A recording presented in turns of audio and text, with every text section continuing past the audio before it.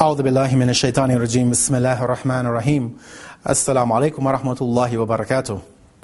This week we want to reflect upon a beautiful tradition and start off our week by a very short, very powerful statement of the noble Prophet of Islam, the Prophet Muhammad.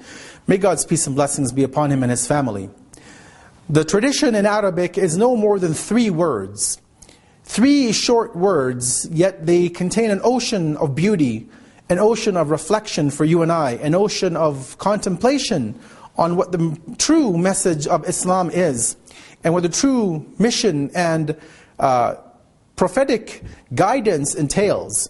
You know, especially when we look in the world today, we see that Islam has unfortunately been vilified by the media, by the masses. Many of these issues that we see in the world, however, of the portrayal of Islam, is because of the fact that Muslims themselves have drifted away from the teachings of the noble Prophet. We have forgotten Islam, many of us. We have forgotten the nature of Islam. We have forgotten the character of the Prophet of Islam. And therefore, when many non-Muslims look at us, they see us as ill-natured, as lacking morality, as lacking ethics, of being people who merely pay lip service to the religion. Let us see what the Prophet of Islam, how he defines Islam for us. And rather than letting others define the religion, let us see how the noble messenger of God defines this beautiful religion which he brought for us, and he brought for all of humanity actually, 14 centuries ago.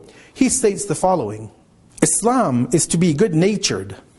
As I said, it's a very short hadith, only 3 words in the Arabic text.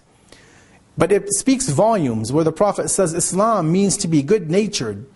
It means our character has to be of a good character. Our morals have to be sound. They have to be the best of morals. Our conduct, the way we deal with other people, not just Muslims, how we deal with non-Muslims, how we deal with our friends. More importantly though, how we deal with our enemies. How we deal with everything around us. This is what Islam actually is. Al-Islam, as the hadith says, huwa taslim. Islam is submission. And submission means submission to the will of God.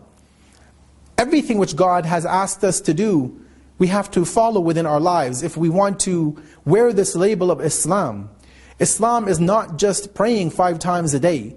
Islam is not just going to the mosque on a Friday for a Friday prayer, for a Friday sermon. Islam is not just going for Hajj once a year and joining the 2 million some odd people performing the rites of the pilgrimage to Mecca.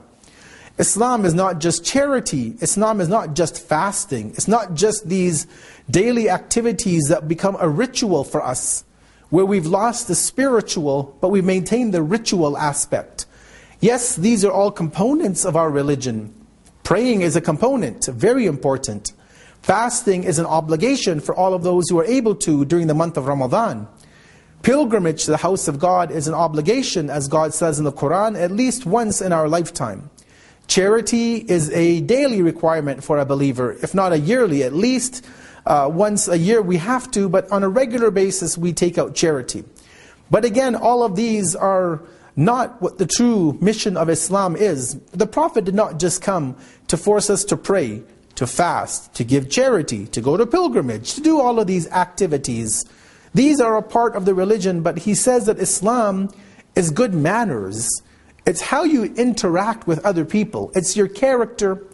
And we know, I don't want to go into too much detail, but we know that before the Prophet announces his messengership at the age of 40 years he spent developing his character, his persona, his status in society, such that the non-believers who would later on reject him, those people who worshipped multiple deities and idols and gods, they called him the truthful and the trustworthy.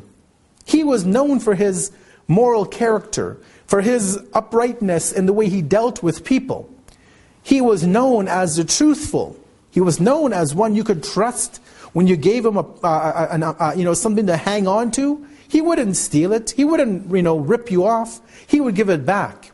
So he showed us that Islam is our character, our morals, how we deal with one another. Not only how we deal with God, but how we deal with other humanity around us, Muslim or otherwise. And this week, as we begin a new week, Let us try to pledge to ourselves to live to the legacy of the noble Prophet, to be of those who can exemplify good morals and etiquette and morality within our lives, and that we can be of those to actually truly live up to the character of the noble Prophet, whose example is the most perfect of examples for all of us to follow. Wassalamu alaikum wa rahmatullahi wa barakatuh.